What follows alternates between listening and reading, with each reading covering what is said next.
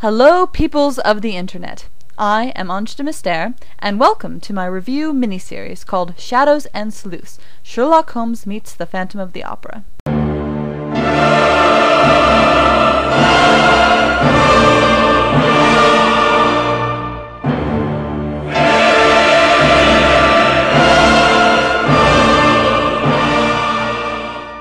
For several years now, I've been a big fan of both literary giants. After all, what's not to like about them? They're intelligent, dashing, cunning, snarky, complex, and not afraid to bend the rules of morality to get their way. But they're very different characters, too.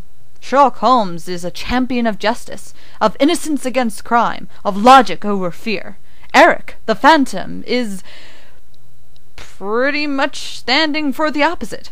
Okay. He fights for his right to be loved by a beautiful singer, who is his last chance to be redeemed from a life of anger, cruelty, and sorrow.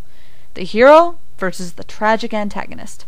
Yet at the same time, they're both tortured geniuses, each in their own way struggling to find their place in a world where people rarely understand them. Honestly, what's not to like about them? You tell me. But there's something even more interesting about these characters. Their creators, Arthur Conan Doyle and Gaston Leroux, were mystery writers. Many of us who know the basic story of the Phantom of the Opera are more familiar with Andrew Lloyd Webber's musical, which focuses more on the love triangle than anything else. But Leroux, in his own time, was actually quite renowned for his detective novels. I'd tell you more about them, but that's for another time. I mean, you came here for Erik, right? Not some fruity-tooty kid with a hard-to-pronounce name. So the original novel of the Phantom was actually written as a detective story, with the apparent hero, Raoul de Chagny, as a half-decent detective character. Okay, he was a bumbling idiot who never would have figured anything out if Christine hadn't spilled her guts. He's no Sherlock Holmes after all. He's not even Columbo. The more you think about it, the more you realize that Holmes and Erik are practically a match made in heaven. In the detective versus criminal sense. Oh God, I can already hear the slash-hungry masses assembling. But honestly, I can think of no more epic showdown than one between these two megaminds. No, not that megamind! So, how many crossover stories have been published with Holmes and Erik having the face-off of the century? Are you serious? Really? Only 4? What is wrong with you people? Are you really so blind? Are you...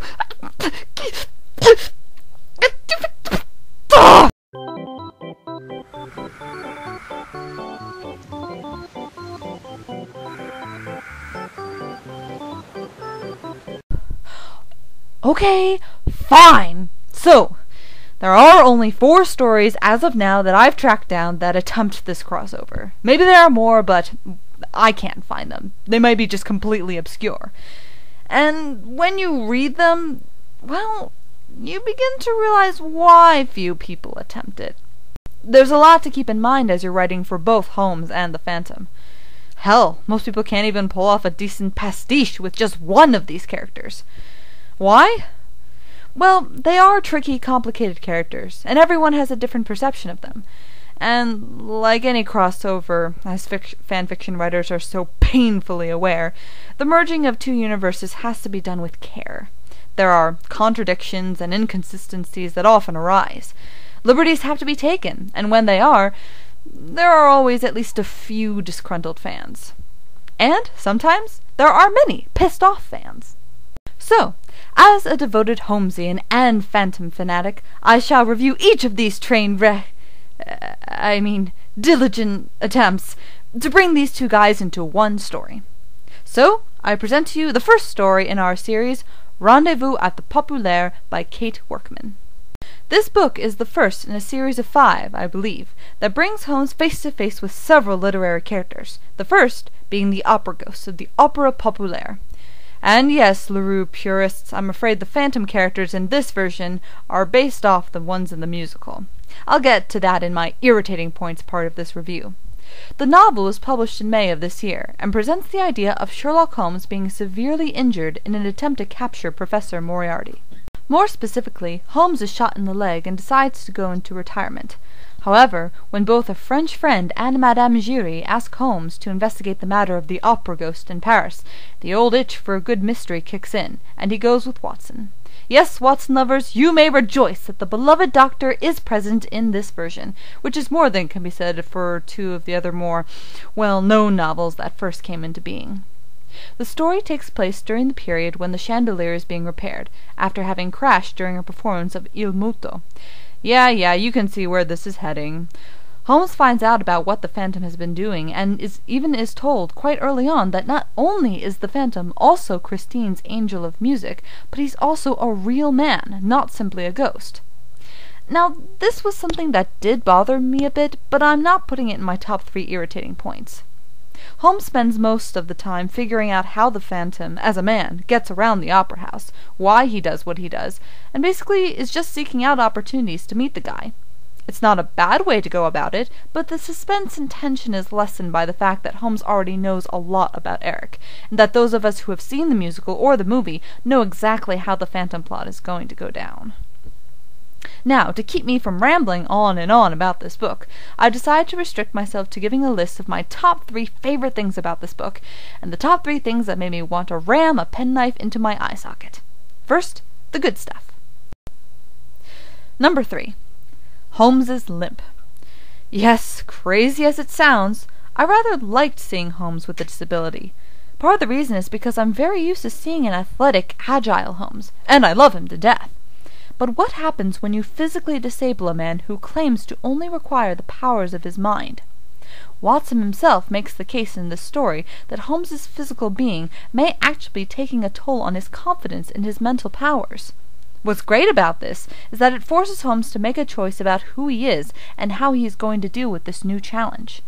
Some people may hate the idea of seeing their beloved detective in a reduced state. Holmes himself hates it, and is part of the reason he retires. But this also gives the character a chance to really shine as he overcomes this handicap.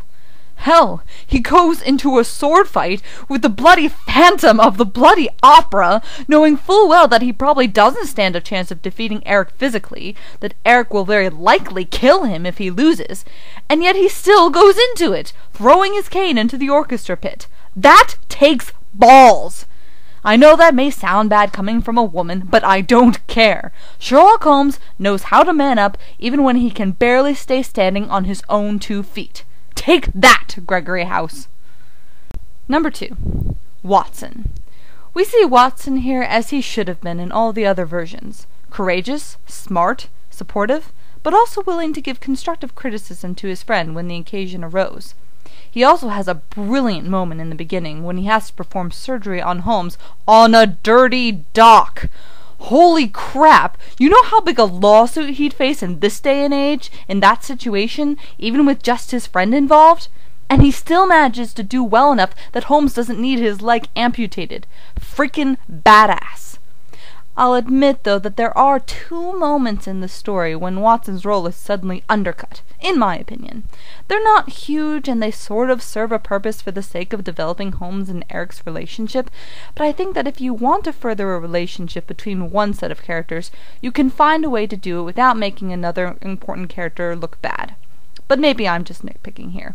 I won't go into them because I'm avoiding spoilers. But overall, having Watson as both a part-time narrator and a strong supporting character is greatly appreciated. Number 1. The ending. This is probably just me, but I got kinda psyched about the very end of this book. Again, I don't want to give too much away, but I will say that if you've always wanted to see Holmes and Erik eventually become friends, you'll enjoy this book's epilogue. Perhaps it could have done even more, but I kind of like that if it was left as more of a teaser. It gives me hope that Erik will make more appearances in later stories, even if their focus isn't on him. I'm not completely counting on it, but I'll definitely keep my fingers crossed. Well, we've looked at the good, so now it's time to look at the bad and the ugly.